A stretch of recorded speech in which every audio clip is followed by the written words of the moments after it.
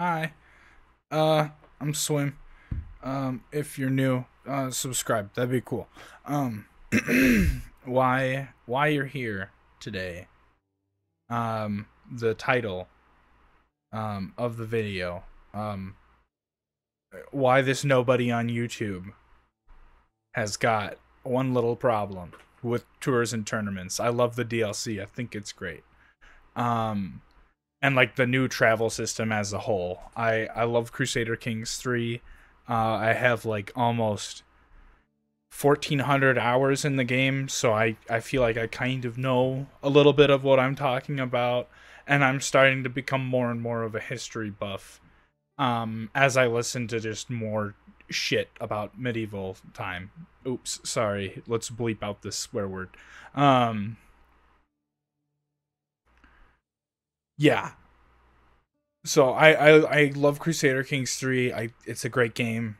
I love it. The one thing that I don't like about tours and tournaments upon like new information coming to me, which makes complete sense, and the travel system as a whole, and what Paradox I think should do moving forward, or something to do in the future, um, in regards to that. And that is the importance of navigable rivers in medieval times. All right, so recently I listened to a big YouTuber, if you know, his name is Lindy Beige. He's great, really smart dude. Has He'll just talk for an hour with no, like, one take, no cuts, no edits. This man is a genius. Like, great content creator, great personality, like, great, funny, good dude. Watch his stuff. Like, after this video, I will put a link to his video either in the description or somewhere. So do that. Um, but yeah. So I was listening to one of his 1 hour long videos about medieval travel in England, and it got me thinking. Okay. Um, Rivers or any sort of navigable water travel plays a very minor role in Crusader Kings 3. In fact, it's really discouraged in the game. It costs a lot of gold. It usually comes with penalties. Um, so like, I understand why it was like it before the new travel system update. Like, I get it. I've played a lot of the game before this update. It made sense for disembarkation to be a bad thing, especially for war. Uh, and in reality, like, most people, especially nobles in medieval times, would be like getting from, like, I got it here on the game here, from Poznan to Kiev takes 7 months, okay? But we travel along rivers almost the entire way, and rivers are present almost the entire way to Kiev. There's multiple routes. These may not be huge rivers, but like, I'll put some pictures on the screen or something somewhere. Um, uh, you could take a smaller boat to go down these rivers. Like, you can have something that's quite comfortable that can get a long distance that doesn't require you to ride a horse if you don't want to, or if you want to travel with like a large amount of goods or something like that. You're probably going to be doing it on a boat, because you don't need to feed it. It's always moving. It's always there. It knows where the cities are because, people need water to live, I guess. What a foreign concept, perhaps. Um, uh, but yeah, so like, this, taking a river would be an extremely efficient form of travel, especially in medieval times. Um, so like, with the changes to how the travel system works in the game now, all of the aquatic travel needs to get reworked and implemented into the game. Like being able to travel on these smaller rivers should totally be a thing for non-hostile activities, like pilgrimages, or like I get like going overseas if you're going to Jerusalem or something like that. Like I understand that. But you're probably going to take a river, especially if you're like Kiev or something. You're going to go down this way. You're not going to go, like, you're not going to hike over land down. You're just going to hop in the river and go down. You're not going to walk down to the coast. But getting this updated presents a huge opportunity for DLC. Like you could do tons of different naval stuff, like either boats or like event packs or whatever it is.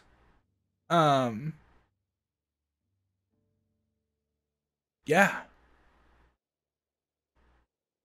But also getting a free update in would be huge. Like just adding in of like a tradition or like a cultural innovation to be able to use like boats in minor rivers during travel, like for activities. It would be much more efficient. It wouldn't take 7 months. It would be a lot more realistic, and it presents opportunities for DLC. And just, yeah, like new events, and it would just be fun. Like I think it's a small but very huge detail of the time period. People wouldn't be taking a horse the entire way, you know. That's a lot of feed for animals, especially if you're in a large party.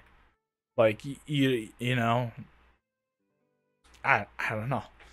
Rivers would be cool. You can even have it add like another travel option for whether you're taking, like, you're walking on foot, horse, carriage, cart, boat, whatever it is.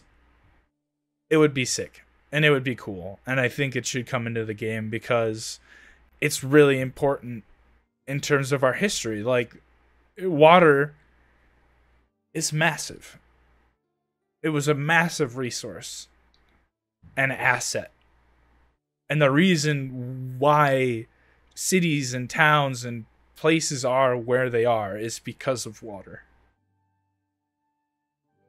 So that's my spiel on like the one thing I think tours and tournaments got wrong. Otherwise, it is the most solid DLC out of all of them, and it's definitely worth it.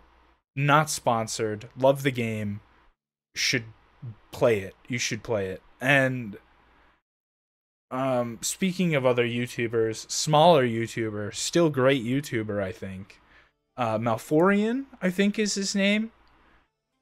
Recently came out with a video called "How Do You Play Crusader Kings 3?" Upon watching the video, it is totally and absolutely 100% true, everything he says in it.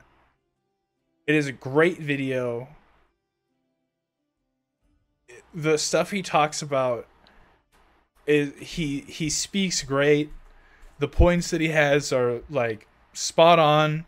I wish he would have more references and like pictures of the stuff. Like of comments or like Reddit posts or whatever. Like just blur out names, you know, whatever. But like that's like the only thing that I wish he would have had more of. It's just more maybe like stories, pictures, screenshots, whatever it is. But like the video was about, instead of metagaming Crusader Kings 3, the most fun way to play it is by role-playing the game as you would as that character. because you're playing as a character. You're not playing as a nation. Um, it can definitely feel that way, especially if you're map painting in this game. And play the game however you want. Like, I'm not here to say that you playing the game, the way you want to play it is wrong. I'm saying, like, Malforian's video was great, and I totally agree with him in thinking that roleplay is one of, like, the most fun I've had playing this game. Is making decisions from the perspective of my own character, and it challenges you to think critically and to put yourself in the shoes of another character and to think about other cultures. It's led me to research a bunch of stuff. That's why I was using, like, Polish words in my, like, Polish videos, is because it's like, I was doing a bunch of reading on, like, just like, and like listening on, like, pronunciation, and like using Google Translate to, like, figure out what different words are, and like reading Wikipedia on, like, Polish medieval history and, like, what happened there, and like the big melting pot of Slavic culture, and like it's thinking from their perspective is a lot of fun, and it offers a much more rewarding gameplay experience than I have found in a lot of other games. You're not you don't have to be forced into it at all.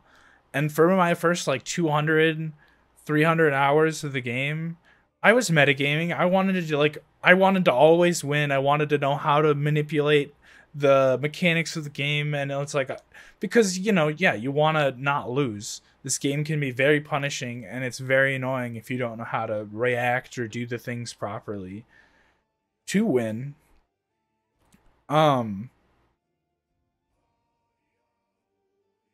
Tangent.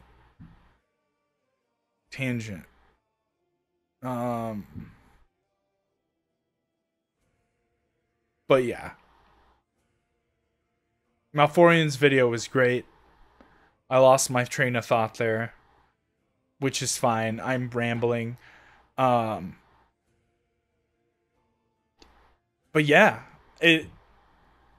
I love Crusader Kings 3, and I only want to see the best for it.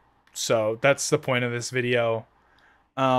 And to encourage people to learn about medieval history and play this game. So yeah, buy it. Buy the DLC. Watch Malforian and Lindy Beige on YouTube. I will put their stuff in the comments. And have a good one. Bye.